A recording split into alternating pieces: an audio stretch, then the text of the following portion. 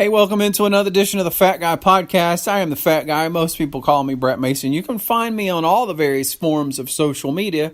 Hey, what's your favorite? I'm there. It's Fat Guy Podcast on all of them. Whether you're looking at Instagram, Twitter, Facebook, Snapchat, you can add me on all those. Just look for Fat Guy Podcast. It's all one word. A little disclaimer, I'm not a doctor. I don't proclaim to be a doctor. I'm just a guy who weighed 407 pounds. I've lost around 110 pounds. I've done everything from a vegan diet to now a ketogenic diet, and I have finally discovered the secret to why we get overweight and how you change it almost effortlessly once you get adapted to eating the way the optimum way to eat. So I'm just going to talk real briefly today about this whole concept of you got to eat less. I've told this story on the podcast before, but I used to do a morning show with a woman whose name I won't call. And we actually got into a slamming door fight one morning during the morning show because this was off the air. We were discussing weight loss, and she made the comment about, well, you know this, you know the answer, you just refuse to accept it. You just need to eat less, eat sensibly, and you just need to exercise more. And I'm like, you don't understand, I've done that a million times. It never works. As a matter of fact, I usually wind up gaining weight. And you don't understand. And she was like, no, you're just in denial or something or whatever. And I remember so clearly walking out of that studio that morning. I don't know what time it was, like 6:30 in the morning. I slammed the door, stormed off. I smoked at that time. I went out back and smoked. And I finally came back in. I quit smoking, by the way, back in 2014. That's neither here nor there. But I always knew, not just instinctively, but I knew from my own body that just reducing calories didn't work. I either didn't lose weight. Well, you'll lose weight originally. You'll lose weight the first few weeks or the first few months or whatever. But there's this rubber band effect that happens where you snap back. And you snap back with a vengeance. Not only do you start back gaining weight, you always wind up heavier than you were when you started. And it wasn't just me. That story, you could find it on endless thousands of people would tell you the same story. And I'm like, that can't just be the answer. That's why it was so great when I found a ketogenic diet and I understood the mechanics of what's happening inside my body as a metabolically damaged person. My body does not process calories like a skinny person's body does. It's broken and probably permanently broken. So I'm always going to have to eat in a way that circumvents that brokenness. So Dr. Jason Fung, he's real big in the keto world and the intermittent fasting world. He actually treats people with type 2 diabetes. He's one of the premier groups of people that do this in ways other than using insulin or metformin. Highly successful, widely respected, and he was at a low carb conference recently and did a presentation. And part of that presentation was breaking down how stupid it is to think that your body won't compensate for you reducing your calories, because it will. Your body has one goal. Your body's goal isn't to gain weight or lose weight or any of that. Your body's goal is to keep you alive. And it has these fail-safes and these mechanisms and these backup plans that kick into effect to keep you alive. As you know, my mother recently passed away from cancer, and I got to see these fail-safes happen in the extreme. One of the things that will keep cancer from growing is when you stop eating. And once cancer gets to a large enough point, your body will refuse to let you eat because it knows that's the only means it has left of slowing that cancer down. And you see that happen more and more as the late stage cancer progresses. And then, in attempts to keep the body alive, my mom's body started shutting off parts of itself. She started losing feeling in her feet. She started losing feeling in her legs. Then she got where she couldn't move her legs anymore. Then she got where she couldn't move her left arm anymore. And the last day that she was reasonably conscious, and keep in mind, she hadn't eaten anything in weeks and weeks and weeks. And in the couple of months leading up to those several weeks not eating anything, she ate very little. 200, 300, 400 calories a day was a good day. So her body had kept her alive under extremely drastic situations. But the one weird thing is right up until my mom got where she couldn't walk anymore, she would go weigh. And my mom maintained around 140 pounds for months and months of not eating. Because her body it was shutting other systems down to ration what food she was eating. And of course to use what little bit of fat stores she had left. My mom didn't have much of that left, but that's an extreme example. But your body does that. It's just like if you had, to your house, you only had run enough power. You only had enough power coming in through the electrical grid to run your air conditioner and your TV and your refrigerator. Well, you could try to run other things, but you would know it would be shorten the amount of days you could run the air in the fridge. Well, you need air in the summertime. Let's say it's the middle of August in South Alabama. Well, you got to have the air. And you got to have the refrigerator to keep the food from going bad. And let's say that gets cut again to where it'll only run 2 of those 3 things. Well, what are you going to do? Well, depending on your priorities, but I think most people would say we got to turn the TV off because we need to keep the fridge on and we need to keep the air on. And then I think probably next in your list would be probably if the energy input got cut even lower, you'd have to make a decision between do I run the fridge or do I run the air? Which is more important to me, having food or being cool? And I think most people would probably choose to keep the food.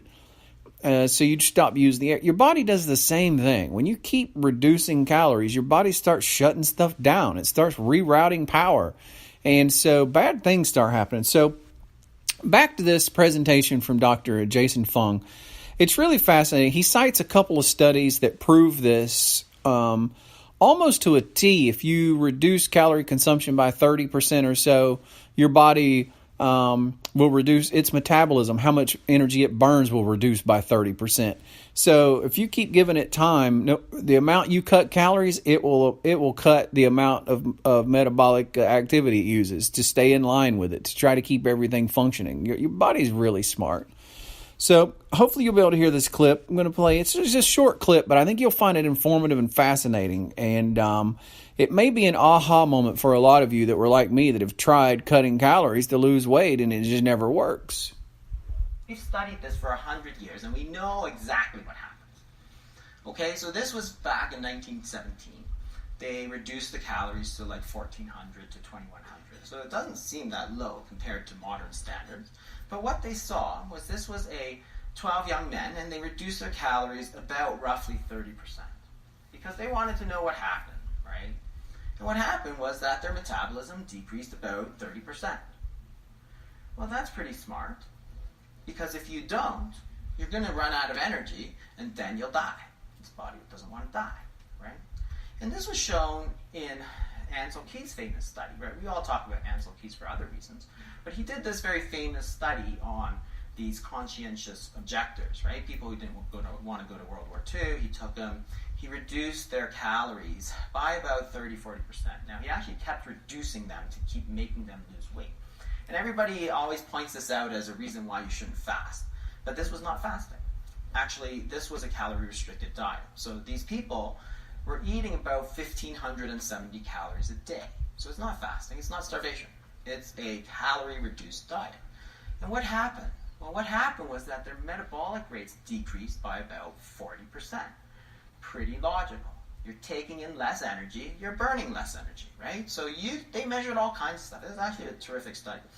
Heart volume shrank, stroke volume shrank, heart rate slowed. The one thing everybody noticed was the body temperatures dropped. So they said it's the middle of July and I'm putting on blankets, right? There's also all kinds of neuropsychiatric things. People obsessed about food and some went crazy and that kind of thing, right? And it's actually funny because these people... So that's just a brief excerpt from that. If you want to watch it, it's a video on YouTube called Restricting Calories Makes You Gain Weight by Dr. Jason Fung. But it's remarkable where he was studying these men and reducing their calories to 1,500. That's not that low. I've eaten 1,500 a long time, and I can definitely identify with the being colder thing. When I originally did it and restricted down to 1,500 calories, man, my feet started being cold all the time. My hands and legs started being cold all the time. Well, that's your body diverting the energy that it normally used to keep your hands and feet warm. It's diverted it to your liver, to keep your liver alive, to keep your heart alive, to keep your pancreas alive, to keep your kidneys alive.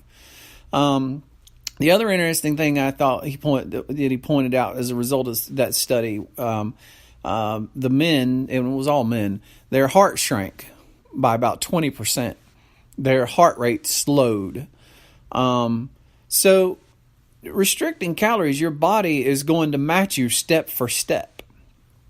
And the final thing I would say about this, if you haven't read about that study from The Biggest Loser, where they brought people back from season whatever, 3 or 4 or something. So I think it was 10 years later or something like that. You know, all those people had gained all the weight back. But not only that, they couldn't keep the weight off no matter how hard they tried. Their bodies had permanently shifted their metabolism so low. They had burned through their metabolism to such an extreme degree on that show that their bodies made a permanent metabolism switch to where, like, I remember the one guy who, you know, started out 400 something pounds, lost over 200 on the show, big success. He's gained all the weight back. And he now is eating, he said he was eating 800 calories a day and still gaining weight because his body has permanently shut his metabolism down so low that he has to eat his calories that low just to maintain a weight. Now, a 200-pound man, eating 800 calories a day and still gaining weight is crazy. But that's proof of what your body will do. So this whole thing about the key to losing weight is eating less calories is not true. The key to losing weight is making your body work correctly again, because your body can do the exact opposite. Your body is fully capable of ramping up your metabolism to burn the excess calories you eat. So let's say you're a person who, you know, needs to eat 2,200 calories a day to maintain your weight, right? That's where your body is in homeostasis. And you overeat. You ate 3,000 calories today, and the next day you eat 3,000 calories. Well, your body is quite capable of dealing with that if it's working normally. It just ramps your metabolism up, which basically is increasing your heat, internal heat. That's a generic explanation of what's happening, but for the purposes of this podcast, that's what we're going to say. So if you're a very technical, scientific person, you're going to want to beat me up on that. Keep in mind, I do these podcasts for the masses, so I try to keep the technicality stuff to a minimum and just use broad terms that we can all get general grasps of, okay? Because I had somebody beat me up over a statement I made one time before, and I'm like, look, I'm not trying to make the exact scientific statement because I'm not speaking to scientists. I'm speaking to ordinary people who are trying to wrap their minds around the basic inner workings of their body and why they can't lose weight. So your body will ramp up its metabolism and it will burn off those extra 700 calories that you ate or those extra 1,000 calories you ate, and it's no problem. For a normal person, it's no problem. But once you become metabolically damaged, once you have insulin resistance, once you have a wrecked metabolism, you can't do that anymore. Your body doesn't handle the stuff that you're taking in right. It shifts it and diverts it to different places for different reasons, and it just doesn't work. Now, I don't want to get into what the body does specifically because I've done 100 podcasts. Well, 100 is an exaggeration. But I've done a ton of podcasts about that already. So if you'll just go back to my very first ketogenic podcast, which is probably 15 or 20 episodes back, and just listen through them all when you have time. I go in great detail on several of these podcasts about what happens inside you. But when you're metabolically damaged, your body is shifting a huge amount of the energy you're eating right straight into fat stores. It never even uses it for energy. Your body's incapable of using the energy you're eating correctly because you're insulin resistant. Your cells don't accept glucose correctly. So your body, in a way to try to deal with it, shunts it into fat stores. And it won't flip that switch to burning fat stores, which is what a normal body does. So what a ketogenic diet does is it reverses what your body needs to do. Your body doesn't, when you go to a ketogenic diet, your body no longer needs to handle glucose. Okay, you take that burden away from your broken metabolism. Your broken body doesn't need to do that anymore. And once it doesn't need to deal with glucose anymore, it's free and clear to deal with fat. And it does what it's supposed to do to fat. It burns it. And your metabolism will actually go up. You'll actually get an increased metabolism rather than a decreased metabolism, which is what happens with basic calorie restriction. So you actually burn more energy. You can actually eat more. So I'll conclude this podcast by giving an example. You know, I'm a meticulous record keeper. I've been keeping meticulous records of my weight every single day for years now. And, you know, I lost a considerable amount of weight on a vegan diet, a low-fat, high-carbohydrate vegan diet. It did work. I could go into why it worked, but it didn't work in an optimal sense, and it certainly, I don't think, was lifelong sustainable, which is the main reason I'm not doing it anymore. But I won't get into that. What I will get into is the difference between them. So I had reduced my calories to around 1,500 calories a day on that diet. I was eating around 15, very similar to what these men in this study were doing. And my feet were freezing all the time. My hands were freezing all the time. I'd get the chills. I've never been a person that did that. And I was sluggish a lot of the time. I had a lot of issues, but I did lose weight. I lost about 60 pounds. I did wind up gaining about 20 of those 60 back because of an extended hospital stay with my mom, and it was impossible to eat vegan in that hospital. I tried, and it was just hard. And one thing led to another, and then the ketogenic diet came into my life. And I got on it. I got into ketosis. My body became a fat burning machine. And man, pounds just melted away and got me to the 110-pound mark. But my point was about the records I kept. So I went back and averaged all the weight I lost on the ketogen or on the vegan diet over the 60 pounds I lost, and I was losing about 1.1 pound a week. Now, when I started the keto diet, I had already had a lot of weight loss, which, if you know anything about weight loss, what that means is any future weight loss should be even slower, because the more weight you lose, the slower it comes off. So you would think that continuing to lose weight, even though I'm on a different diet, but that my weight loss would be even slow to the less than the 1.18, I think it was. That's not the case. On a ketogenic diet, it's been ramped up to close to 2 pounds a week. I think like 1.8 or something last time I looked. So it's turned my body into a higher metabolism machine. And so the other thing I would say is, you know, on the vegan diet, I was trying to stick to 1,500 calories a day. I'm frequently eating 2,000 calories a day now. So I've upped my calories a day by about 500. It's not that every day. Some days it's 4, some days it's 6. And then I do go through spells where I eat a ton of calories, 2,500. Or I've had the days where I've eaten 2,900. It's not often, but that definitely happens. And through all of that, I haven't experienced weight gain at all. And in fact, I've continued to basically experience weight loss. And it's just been remarkable. It's proof that this whole reducing calories thing is completely BS. It's just 100% BS. The science doesn't support it. Real life experiences of overweight people does not support it. And my personal experience certainly doesn't support it. So if you've been frustrated because you're like, I just don't have the willpower, man. I've tried to cut food back and it's not your fault you don't have willpower. Your body's fighting you. Your body knows that you're killing yourself with the reduced calories, and it's fighting back at you to keep you alive. Thank God that it's hard. Thank God you don't have the willpower, because it's your body going, hey, buddy, I'm fixing to make drastic measures to keep you alive, because that's what I do right till the very end. I'm going to divert resources and switch pathways around and divert energy to where it needs to go, and then I'm gonna overwhelm you with hunger and desire to eat, and you'll be going crazy and dreaming about eating all the time to the point you won't be able to deal with it no more, because my job is to keep you alive. 'Cause your body's very smart.